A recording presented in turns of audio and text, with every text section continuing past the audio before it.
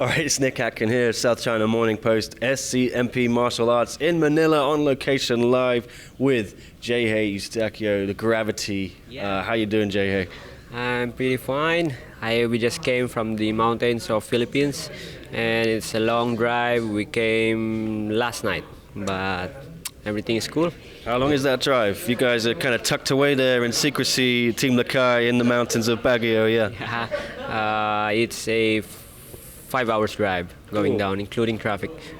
At least you won't be jet lagged like some of these other guys, right? Yeah. It's better than flying with a plane. Exactly. And how happy are you? I know it's a bit of a cliche, but you're back, Manila. It's been 3 years. I'm happy to be back. I haven't been here since, December or November 2019. I'm pumped. Are you as pumped as me, Geje? Yeah, I'm very pumped and very excited at the same time. Very happy that One Championship is finally back in Manila. And finally, all Filipinos, my kababayans, will watch us live, and at least they have something to look forward into before the year ends. Yeah, I remember that event. I think it may have been the August one. I get a little mixed up, but you got a great victory when I saw you here against Tony Toru, right? The spinning kick to the body. Crowd went absolutely nuts. You live for moments like that, right? Yeah. Those crazy moments, it's like we really miss it. And because of the pandemic, what happened to the world, it derailed the fun. People are tends to like, when will I'm gonna watch that style again? When I'm gonna watch that competition again? And everybody is excited, and I'm very happy that One Championship is finally back in Manila, that all of my kababayan will once again support One Championship. They will come and watch the show. Yeah, and obviously, former champ, it's not just about putting on a show. I'm sure you want to get back in the mix for that title, right?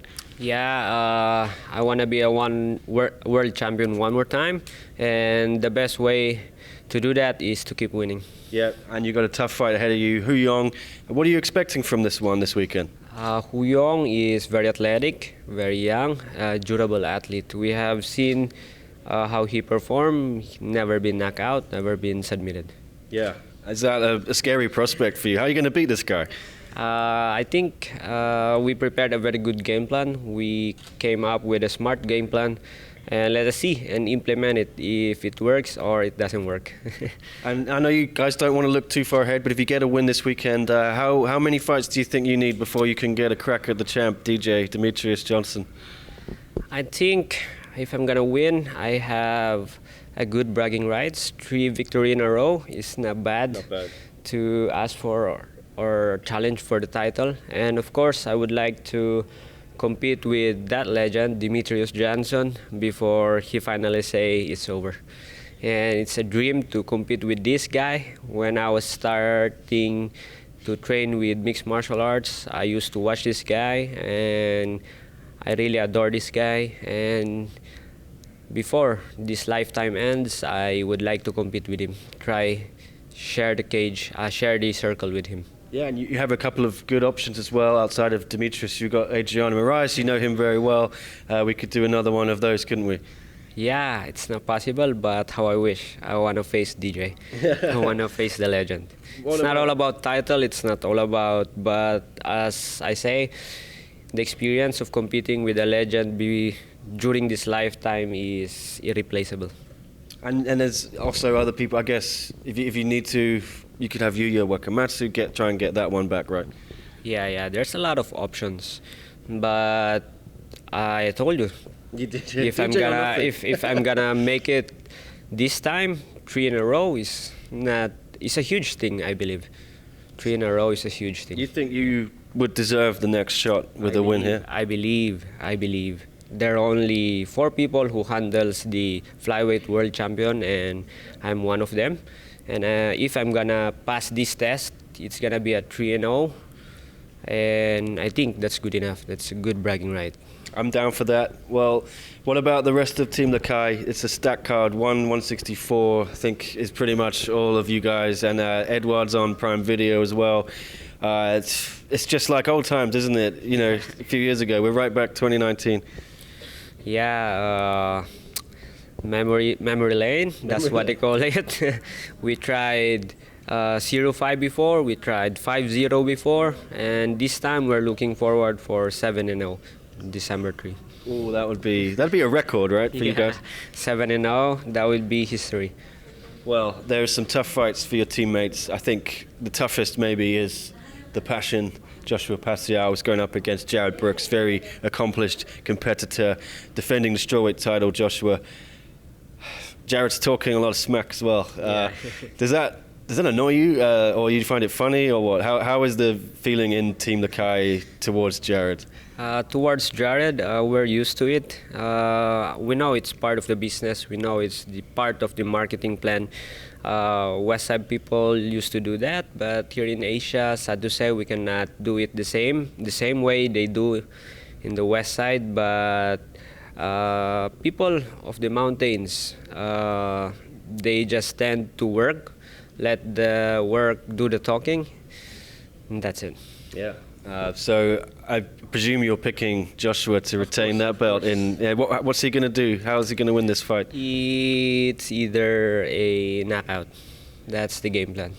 Yeah, I mean, we're talking maybe he's going to catch Jared coming in for a takedown with a knee. Is that, not to give away the game plan, is that something that Joshua could do? We've seen it before. Yeah, it could be, or a punch. When Jared will come in for a takedown, he will go for a punch. All right, and there's a few other your teammates. Edward. A lot of people always ask him, "Is this your last fight? Is this your last fight? You're going to retire?" What's he feeling like? His age. He's not the youngest guy on the team anymore, but does he still have plenty of fight in him? Yeah, he's still the strongest guy in the team. Still runs the fastest in the team. He's still the best in the team, and the guy is he proved everything. He accomplished everything. What he is trying to do right now is collecting accolades, Yeah. And that's gonna be his game, his goal on this coming Saturday. We've got a new guy as well, Adonis Severino. Have I pronounced that right? Sorry. He just won one Warrior Series Philippines. You were one of the coaches, weren't you, on the show? How was that whole experience? Very nice experience. The show was really a reality show. You cannot predict it. Anything can happen, just like mixed martial arts. And the boy came to Team Lakay as grade 1, and now I believe he's like a legend. He improved very much because he's really willing to learn, and then the hard work is still there within him. And I hope he will bring out his best, and he will apply all his trainings that he acquired from Team Lakay on December 3. It's a tough first fight to get in one championship. Drex Zamboanga is no scrub. Obviously, he's had plenty of experience in one.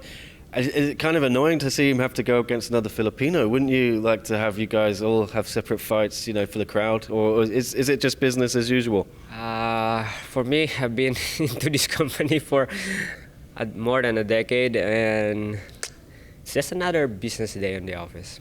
All right. Danny Kingad also on the card. Janlo. How's Janlo coming along? We saw his debut win. It was, I want to say, about a year ago, or maybe a bit less. But how's he progressing now? Still very young, of course. The son of your coach, Mark Sangyao.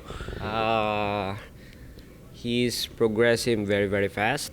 The progress comes with, how athletic he is, how young he is, how willing he is to learn. The guy is like, he's the son of the coach, but when he trains with us, he's just the same with us. So most probably he coming up like a firework. All right. And big win last week, or the weekend before actually, when we were in Singapore for Stefan Lohman, the sniper. Huge win over the former bantamweight champ Bibiano Fernandez. A lot of hype around him now. Is he keeping his feet firmly on the ground? He seems like someone who's not going to get carried away. Yeah. We in Team Lakay, we always make sure that head is down. Every time we go, the title is going higher. You should bow down your head lower. That's the formula in Team Lakay, and this is still. The Stephen Lohman I used to know is just the same when he came back. Yeah, and you're one of the veterans now, obviously, you and Kevin Bellingham as well. How important is it, that role you play, to some of these guys who are newer to the team and younger? Actually, we are pressured right now because we should behave the best way possible, because new generations are coming. They tend to look up to us, and then we should perform at the same time, project a very good citizen outside the one championship circle. But you're not just finished yet, are you? You got plenty left in the tank. Starting with Saturday, tell your fans what's going to happen. Geje Eustaquio against Huyong. I'm coming up with a good game plan. I have prepared it for 7 weeks, and I'm very excited to show you guys. Come, watch, and support us. Every Filipino out there, come and watch us and support us. This is the thing we love to do, and I hope you will be on our back. Yeah, it's going to be a full house, isn't it? All right, Geje Eustaquio, pleasure to catch up with you. Yeah. See you after the fight, mate. Thank you. Bye. Cheers, brother. Oh.